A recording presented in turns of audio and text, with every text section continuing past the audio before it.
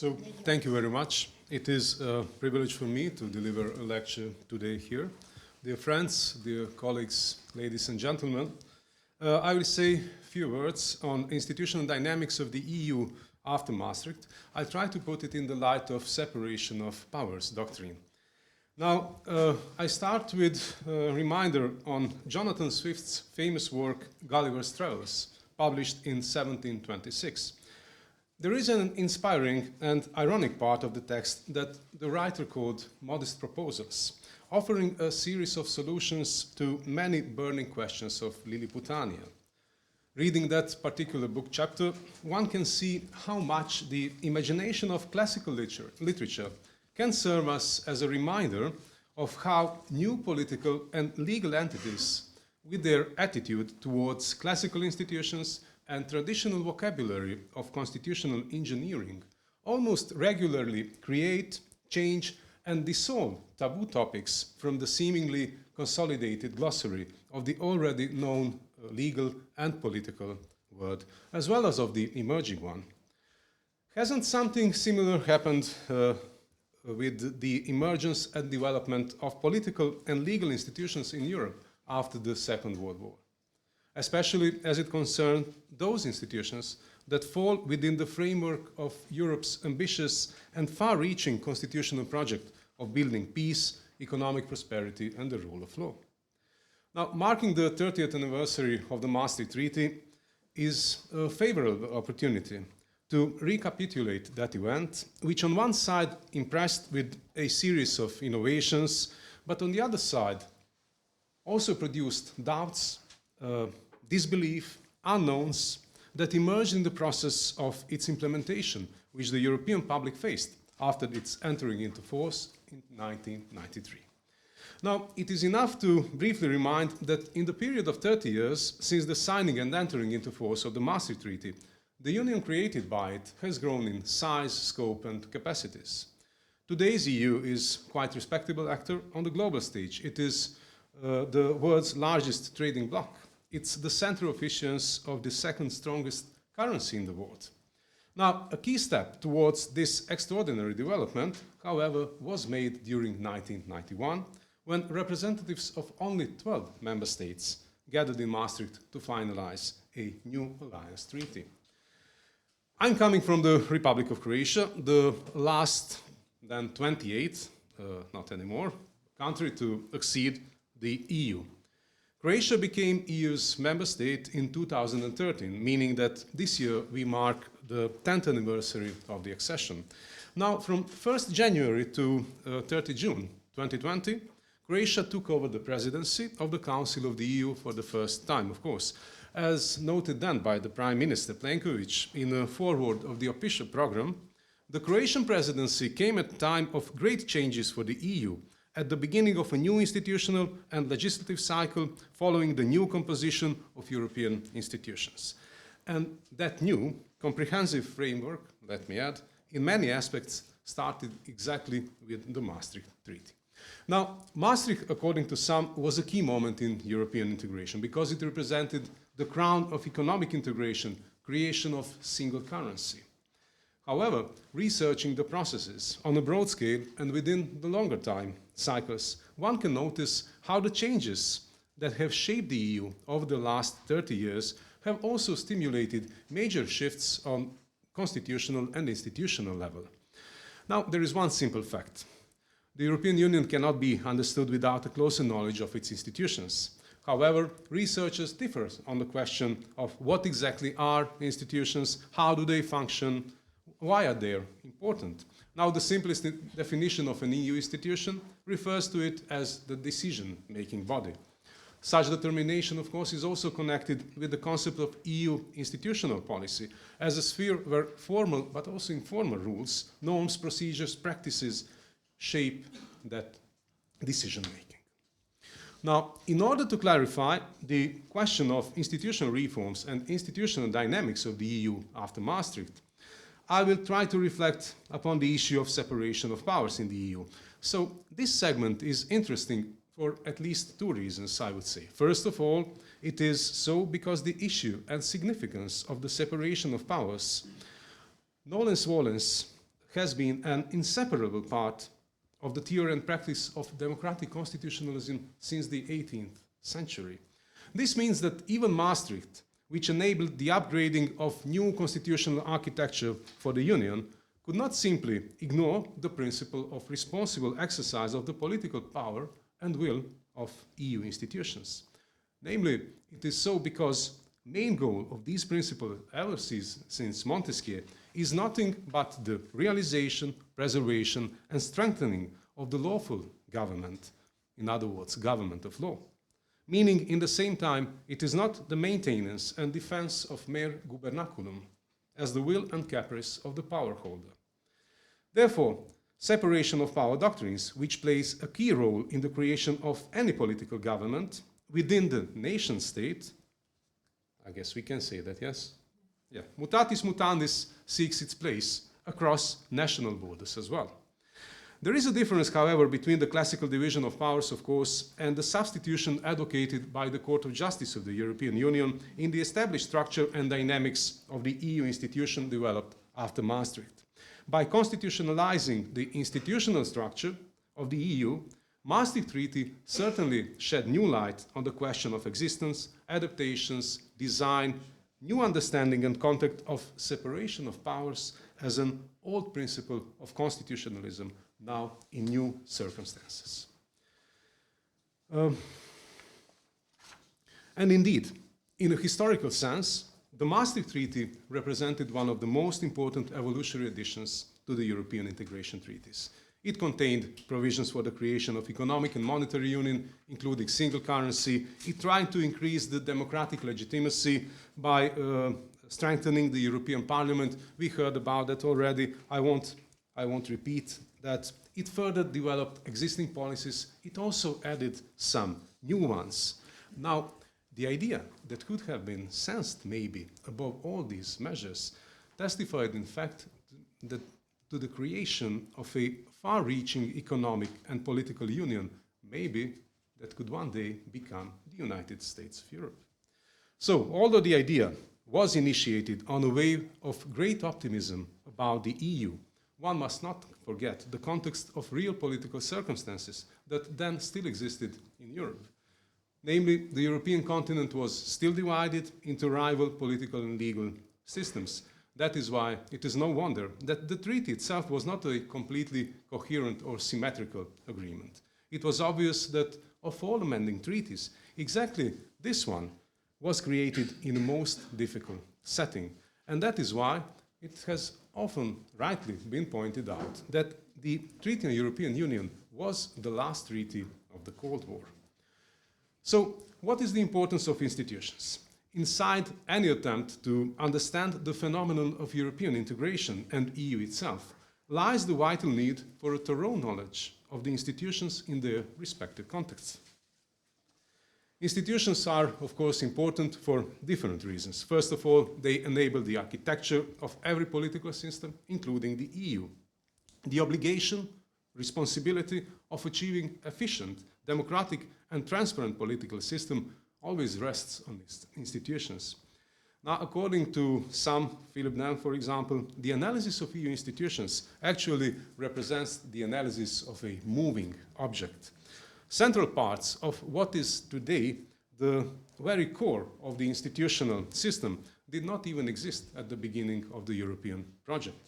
We can take example of European Council, which is not even mentioned, of course, in founding treaties. We could take an example of European Parliament that experienced really dramatic change regarding its role. So, the European Union is undoubtedly one of the most complex international communities in institutional sense. The Maastricht experience showed that construction of Europe requires the construction of, at least partly, new institutions. So that treaty opened the process of building a new political Europe. For some, it enabled a shift from functionalism to constitutionalism and the strengthening of central institutions. According to others, it meant crossing the Rubicon to federal Europe. For Joseph Weiler, for example, the almost submerged Maastricht was the most important constitutional moment in the history of the European construct. Of course, it doesn't mean that the constitutionality of Maastricht Treaty itself wasn't questioned. Just before 1st November 1993, when treaty entered into force, the German Federal Constitutional Court issued its famous judgment. So, Constitutional Court's decision confirmed basically the constitutionality of the treaty and thereby opened the way for German further participation in future European integration process. It is well known, however, that Court's decision contains still certain positions in obiter dicta that then caused quite a stir in the European Union. Now, maybe the most famous is about the limits of the power of European law that will be decided by national, not transnational court, in this case, German constitutional, and not the Court of Justice of the European Union. So, it concerns legal acts of the Union that go beyond the competences specified in the treaty. But, on the other hand, Constitutional Court did not elaborate on the likely practical effects of the decision. So, in spite of everything, although it apparently took bold steps, it did not actually call into question European Union, of course. Instead, the Constitutional Court opened the door and provided sort of guidance for continued European integration. Now, the successive reforms agreed in Amsterdam, then in Nice, mainly did not change the Maastricht organizational structure.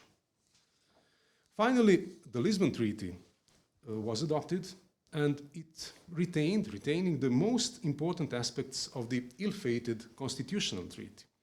With Lisbon Treaty, existing EU institutions have had their powers increased, while both the European Council and European Central Bank have formally been given the legal status of an EU institution. The existing powers have been reorganized to some extent. The President of the European Council became a stable and full-time function. The institution of High Representative for Foreign Affairs and Security Policy was introduced, etc., etc. In fact, one might rightfully conclude that the Lisbon Treaty was largely, if not mainly, about institutional changes.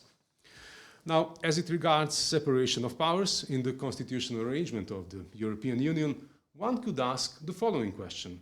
Is the new post-Maastricht EU structure familiar with the old doctrine of the separation of powers? There are authors who explicitly claimed that the Union does not align to any rigid doctrine on separation of powers. The ultimate meaning of the classical doctrine, ever since Montesquieu, Madison, and others, was in the division of state power in its totality. That is because when the power is divided between autonomous bodies, then each of them acts as a controller of the other. So freedom itself will survive precisely thanks to the existence of that control. Finally, the value of separation of powers lies in emphasizing the checks and balances that are necessary to prevent abuse of the ever-growing powers of the executive. However, unlike the nation-state, in whose organization of power this separation of powers is a central principle, in international or supranational organizations, it has never been applied, let's say, in a strict or literal sense. Many will point out that the structure of the EU has never been based so much on division of powers as it has been on notions of institutional balance. There are, of course, different deviations from the classical concept of separation of powers in European treaties, and instead of classical principle formulated by Montesquieu several centuries ago, at the EU level, the concept of institutional balancing is accepted and pronounced. It was the Court of Justice who articulated the principle of institutional balance for the first time in Meroni case. The principle got later its clearest expression in the context of the so-called comitology, that is, set of procedures according to which committees consisted of member states' representative constitutes the framework within which the Commission exercises its implementing and delegated executive powers. Of course, later the Court of Justice dealt with the institutional balance in Chernobyl case as well as in other cases. the court, we all know, I'll just remind, concluded that the treaty set up a system for distributing powers among the different community institutions, assigning to each institution its own role in the institutional structure. Nevertheless, there were significant fluctuations in the court's jurisprudence, even to the extent that there is not even a unanimous opinion that institutional balance is a fully general principle of EU law. Concluding that Montesquieu never went to Brussels, Professor of Constitutional Law Giuliano Amato was among the first to express skepticism towards the incorporation of the principle of separation of powers into the new treaty structure. And yet, no matter how evident it is that in Article 6 of the Maastricht Treaty, which states the fundamental principles of the EU, the separation of powers principle isn't mentioned expressis verbis, there is a broad consensus that the principles of liberty, democracy, respect of human rights and fundamental freedoms, and of the rule of law implicitly include the separation of powers. In other words, EU's fundamental values should follow the classical principles. I will try to conclude. Short remarks. The nature of the relationship between constitutionalism and international organizations persistently emphasizes the fact that the basic postulates of national constitutionalism are also to be respected as part of the law of international organizations. European institutions had to be and have to be open to changes necessary for their better and more efficient functioning, and they had to be open for that since the beginning. Now, with the purpose of creating a more perfect institutional structure, bearing in mind the level of complexity of the EU, as well as number of intra and inter-relations, this process is undoubtedly far from over. That goes together with the conclusions we have heard today, I would say. So this is the framework in which constant search for the principle of separation of powers in the European Union should be understood. Despite the dominant view that the EU, its institutional structure and distribution of powers do not precisely reflect traditional trias politica, the classical principle still provides the most convincing answers to the problem of avoiding the concentration of power. So, mutual checks and balances on all levels. Otherwise, I'm afraid we might experience even more gubernaculum in years to come. Thank you.